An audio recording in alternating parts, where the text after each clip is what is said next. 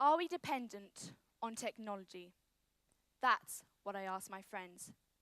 And guess what they replied? Nothing. They were too busy on their smartphones. So, then I asked my family.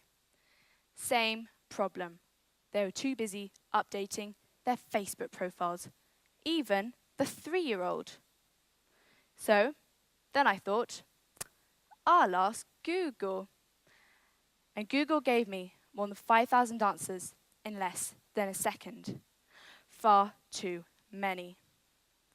So, not for the first time, I'd have to think for myself.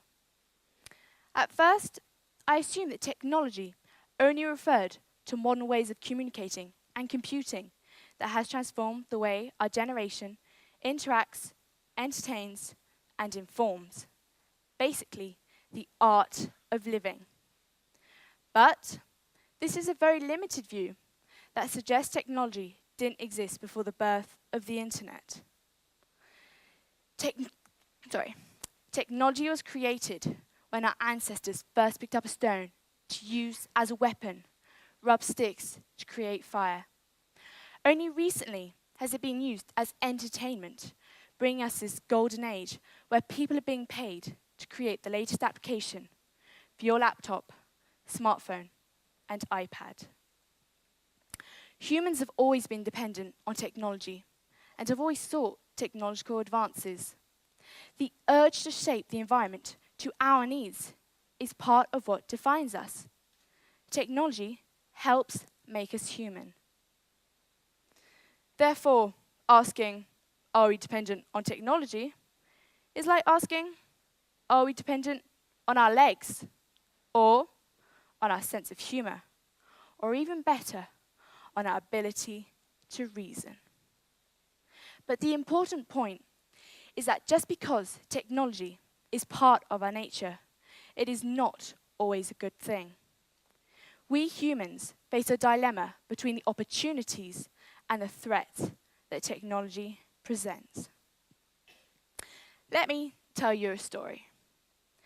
Last Christmas, my father bought an iPad for the family, or so my siblings and I thought. Unfortunately, my mother decided it was hers, and my father was too scared to correct her. She claims she was using it for work. The history button says otherwise. And when she did put it down, we fought furiously over whose turn it was to play Candy Crush, Plant vs. Aliens, or, in my brother's case, online poker. Subsequently, the iPad has suffered a mysterious accident and no longer works. Thank goodness. Another example. The mobile phone, Facebook, and Twitter are central tools in the democracy movements that we have witnessed in the Arab world since 2011. They enable ordinary people to break through government censorship and control. Last month, Twitter was used to circulate evidence of government corruption in Turkey. Last week, the Turkish Prime Minister responded by banning Twitter. 2 days ago, they banned YouTube. Technology has also enabled families divided by conflict to stay in touch. My Syrian aunt, who has been unable to visit her family since the beginning of the war, was able to be present with them. With Skype, she was able to be present, virtually present, when her mother died not long ago. 2013, however, revealed how vulnerable the public is when using internet. We've all heard of Edward Snowden's revelations about the US surveying communications across the world. They justify this invasion of privacy as necessary to protect us from terrorism. Imagine this power, this Orwellian power, in the hands of corrupt governments. This is technology's dilemma, or rather, a dilemma about technology. Force for entertainment or disputes, for communication or control, for good or for evil. Thank you.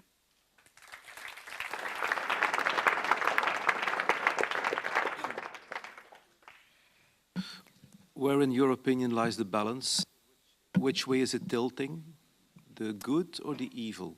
In Europe, Everywhere. oh, everywhere. Well, it depends where we are. In Europe, I believe it's a good thing, but in other countries, it will be a bad thing.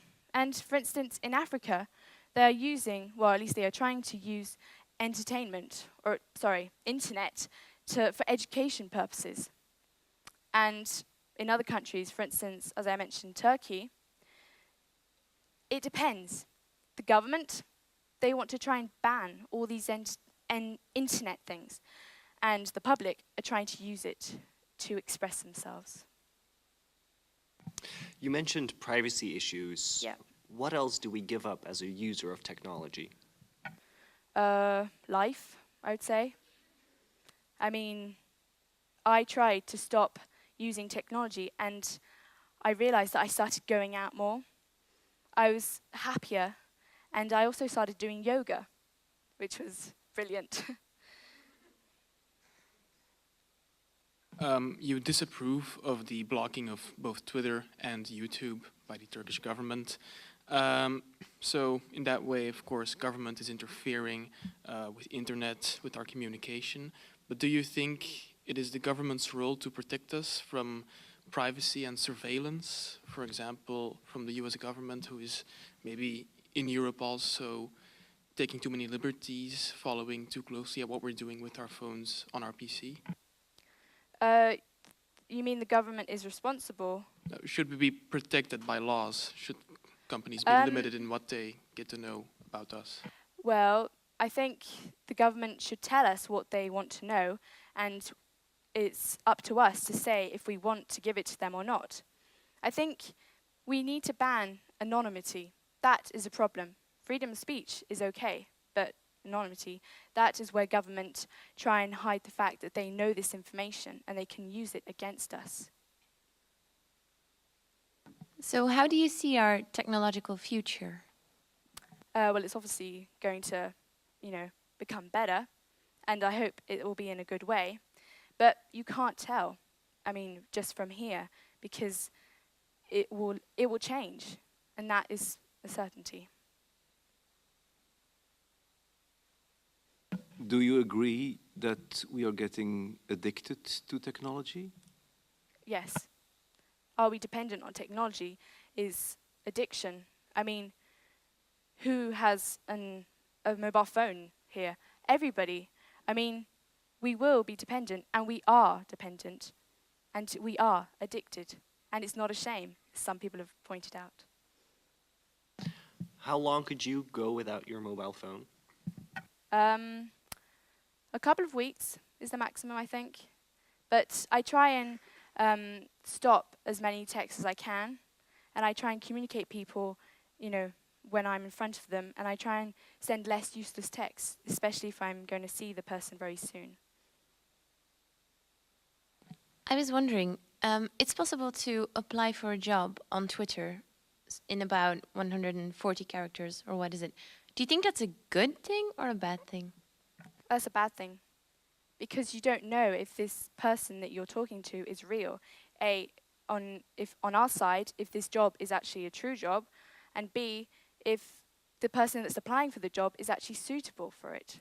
We need to have a physical contact, to know if this person is right for a specific job. Thank you very much. Dank u, Ms. Kyrle.